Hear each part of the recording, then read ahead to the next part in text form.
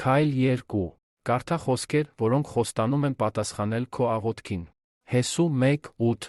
Այս օրենքի գիրքը քո բերանից չհեռանա, այլ գիշեր ու ցերեկ նրա վրա մտածես, որ պահես ու կատարես ամբողջ նրա միջի գրվածի պես, որովհետև այն ժամանակ ճանապարհները հաջողակ կանես եւ այն ժամանակ խելամուտ կլինես։ Մեր աղոթքի կյանքում հաջողակ լինելու համար Աստծո խոսքը պետք է միշտ մեր կյանքում առաջնահերթ լինի։ Մենք սնվում ենք նրա խոսքով, դրա համար այն պետք է հաստատենք մեր գիտակցության մեջ, հետագայում պատրաստված լինելու համար։ Երբ Սատանան փորձում է մեր մեջ անվստահություն սերմանել Աստծո նկատմամբ եւ հափշտակել այն, ինչ մենք ցանկանում ենք, մեզ անհրաժեշտ է համապատասխան խոսքեր օգտագործել։ Անապատում Սատանան փորձեց Հիսուսին, ասելով, որ քարը հաց կդարձնի։ Հիսուսն էլ պատասխանեց խոսքով. գրված է, ոչ միայն հացով կապրի մարդ, այլ Աստծո ամեն խոսքով։ Դրանից անմիջապես հետո Սատանան նրան մի բարձր սարի վրա հանեց եւ ցույց տվեց աշխարհի թագավորությունները։ Կրկին փորձելով Հիսուսին, ասաց, որ եթե երկրպագի իրեն, այդ ամենը նրան կտա։ Հիսուսը կրկին պատասխանեց. գրված է, միայն քո Տեր Աստծուն պետք է երկրպագություն անես եւ միայն նրան պաշտես։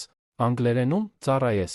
Այս անգամ Սատանան նրան տարավ տաճարի աշտարակի վրա, կանգնեցրեց եւ ասաց. քեզ վայր գցիր։ Հիսուսը դարձյալ պատասխանեց խոսքով. գրված է, մի փորձիր քո Տեր Աստծուն։ Ղուկաս 4:3-12 Հիսուսը Սատանային պարտության մատնելու համար օգտագործեց այն նույն զենքը, Աստծո խոսքը, որն այսօր ունեն բոլոր հավատացյալները։ Յուրաքանչյուրս փորձության մեջ ընկնելիս պետք է ասենք. գրված է։ Եթե խոսքերը հաստատված են մեր սրտում, մենք պատրաստ ենք ցանկացած պահին հակահարված տալ Սատանային։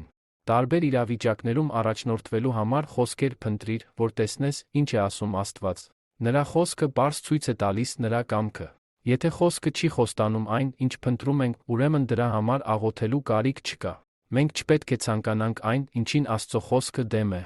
Իսկ երբ աղոթում ենք խոսքին համապատասխան, մենք կարող ենք վստահ լինել, որ Աստված լսում է մեզ։ Տարիներ առաջ Աստվածաշնչից մեջ կարմիր թանաքով գրեցի. Աստվածաշնչում ասվում է. ես հավատում եմ, եւ դա կլինի։